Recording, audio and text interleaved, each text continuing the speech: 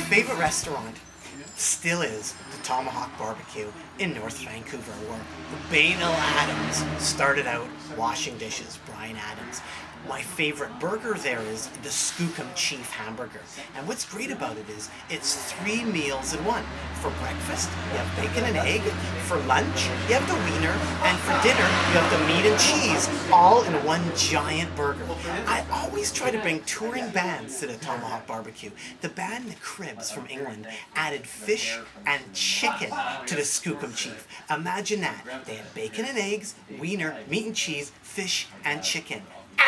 That is actually called the Punch Buggy Deluxe. Why is it named after a band from Ottawa that played Tom Green's wedding? Yes, Punch Buggy played Tom Green's wedding because the band Furnace Face from Ottawa heard about the Tomahawk through me because I initially exposed their friends, the Gruesomes, to the Tomahawk Barbecue, and then they told Punch Buggy, and then Punch Buggy added fish and chicken. So it is the Skookum Chief Hamburger. Now recently, I have been venturing into Gorilla Foods in Vancouver, British Columbia, Canada, and I love it. It's an amazing vegan restaurant where I can go into and have a raw milkshake, a raw hamburger, and raw pizza. I just love ordering that. Gorilla Food. It's kind of weird. On one extreme, you have the Skookum Chief. On the other extreme, you have the Gorilla Food. And I love the way that they meet halfway with me, Nardwuar, and Serviette, live on Vancouver is Awesome.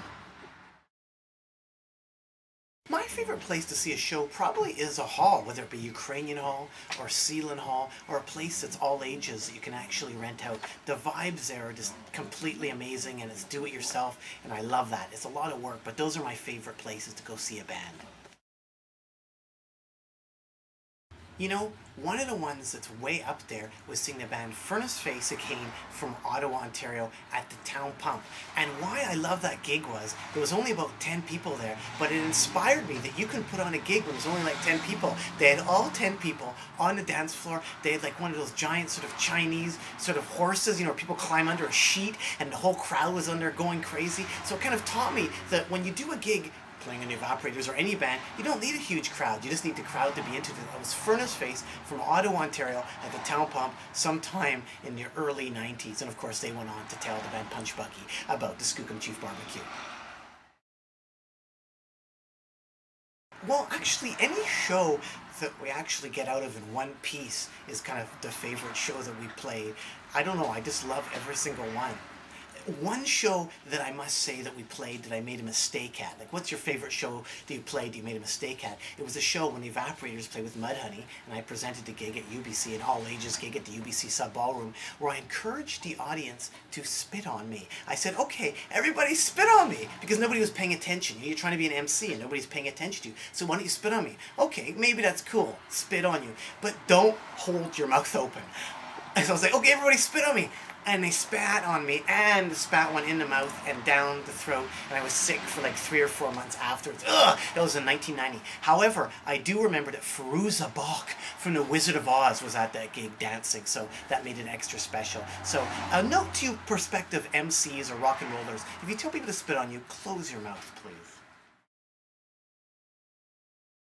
Grant is fairly amazing. I've never actually watched him. I've seen videotapes, and I've heard about the injuries that he's got when he's done the splits.